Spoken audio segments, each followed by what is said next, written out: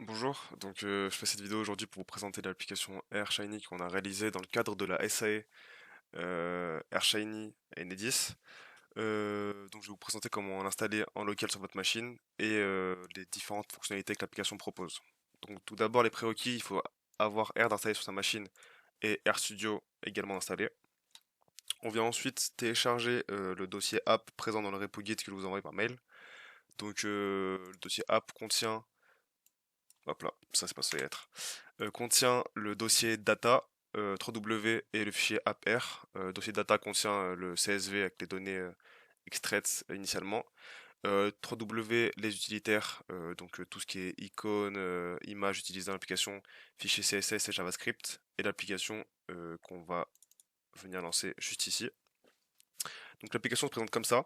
Il y a plusieurs packages qu'on utilise dans notre application.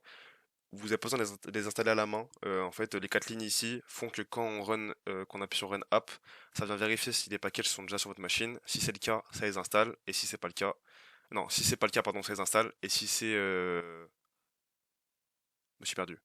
Bref, vous avez compris. Si jamais on n'a pas les, les packages sur notre machine, ça les installe. Donc moi, je l'ai déjà, donc ça va pas le faire. Mais voilà.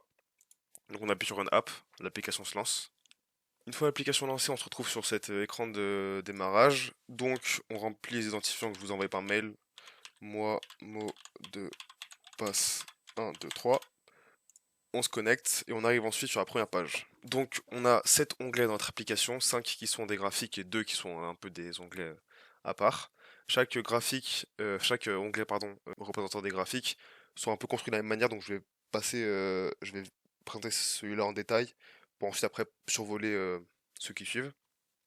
Donc notre onglet répartition des classes DPE sur le type d'énergie. Chaque onglet en fait est construit avec le graphique en haut à droite, deux boutons en dessous du graphique télécharger en PNG, exporter en CSV, donc télécharger en PNG le graphique et en CSV les données utilisées. Et à gauche tous les filtres qu'on peut appliquer à ce graphique. Donc par exemple là, si je veux mettre type de bâtiment appartement et changer le type d'énergie principale en charbon, mon graphique s'y adapte. Je peux aussi choisir d'afficher les étiquettes que je veux, par exemple pas les B, pas les E, etc. Voilà. Et ça reste. Donc pour les boutons, ici, je peux télécharger le fichier en PNG. J'appuie dessus. Hop là, exporter les données en CSV, comme ceci. Ensuite, je vais ouvrir dpe.png, hop là, et dpe-data.csv, hop là, les données utilisées dans le graphique en question. Donc voilà. Et en fait, tous les onglets qui suivent sont un peu construits de la même manière. Donc on a le graphique ici en haut à droite. Ici par contre, on a des KPI qui se mettent à jour de manière dynamique. Voilà, la moyenne et la médiane. Mais après, c'est un peu pareil, on peut télécharger un PNG, exporter en CSV. Donc là, ici, c'est un box plot. Ici, on a un histogramme avec des filtres, les KPI encore. Et ici, on peut par contre, avec un slider, changer le maximum de coût de chauffage que l'on veut. Voilà. Ici, on a un nuage de points avec donc une courbe de régression et son indice de corrélation qui bouge aussi de manière dynamique. Hop là.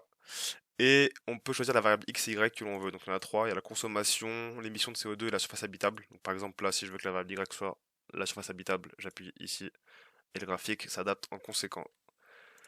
Ici on a une carte. Donc la carte représente en fait des logements dans le Rhône filtrés par code postal. Euh, donc on choisit le code postal du 6-9 que l'on veut. Par exemple si on veut le 300, on appuie juste là.